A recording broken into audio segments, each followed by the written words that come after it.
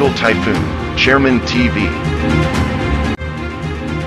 Weather update. Helping homeless people. Please subscribe.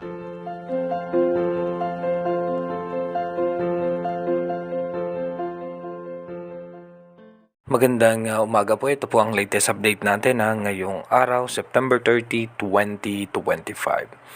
Yung cloud cluster nga na minomonitor natin sa ating advanced weather forecast, ito nga po ay nag-develop na bilang isang low pressure area at ito po ay anumang oras ay papasok na ng ating Philippine Area of Responsibility.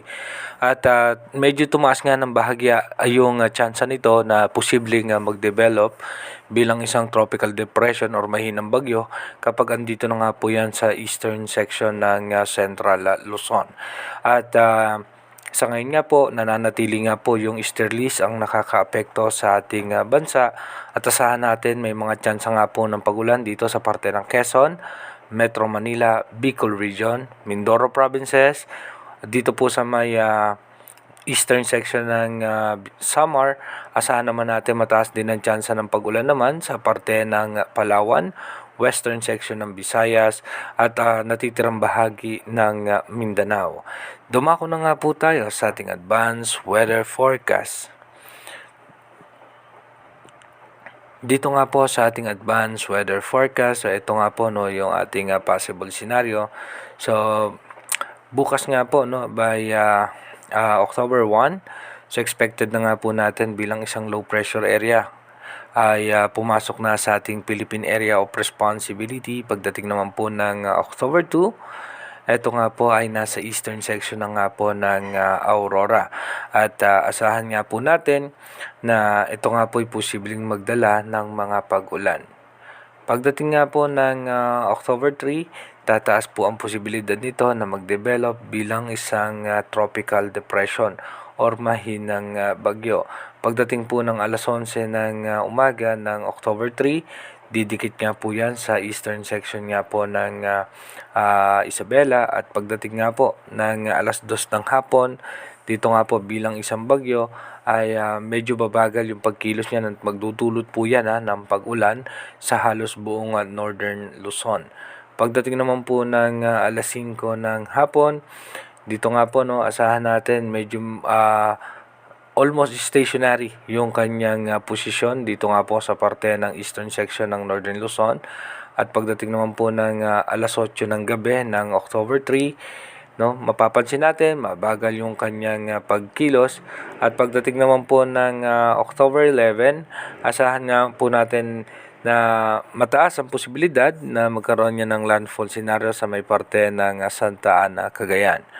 At pagdating naman po ng October 4, so expected na natin by October 4, tatawid nga po yan dito sa may parte ng Ilocos region at magpapaulan po yan dito sa may parte naman ng western section ng ating bansa. By October 5, lalabas na po yan ng ating Philippine Area of Responsibility at magkakaroon po ng high pressure area sa parte ng karagatan ng Japan. Pagdating naman po ng October 6, mataas ang tsansa na may pag-ulan sa western section ng Visayas at dito nga mapapansin natin may pagbugso na nga ng hangin. As of now possible nga po ito po ay northeasterly surface wind flow or ito po ay bubugso dito nga po sa may parte ng eastern section ng northern Luzon, central Luzon hanggang sa parte ng Bicol region. Pagdating naman po ng October 7, dito asahan nga po natin may posibleng ITCC o yung Intertropical Convergence Zone na magkakaroon po ng possible na banggaan nitong dalawang hangin at posibleng maging low pressure area. Asahan nga po natin magiging maulan sa araw ng October 7. Sa pagdating po ng October 8, asahan po natin mataas pa rin ang tsansa ng mga pag-ulan. Pagdating po ng October 9, dito po makikita naman natin yung mga makakapal na kaulapan sa nakapaligid sa ating bansa. At pagdating naman po ng October 10 hanggang October 11, asahan nga po natin yung eastern section ng ating bansa ay malaki ang tsansa na magkaroon ng pag-ulan dahil nga po dito sa low pressure area. By October 12, asahan natin magiging maulan pa rin, at pagdating nga po ng October 13, dito nga po yung pagbugso ng posibleng amihan at magkakaroon tayong sama ng panahon sa may parte ng West Philippine Sea.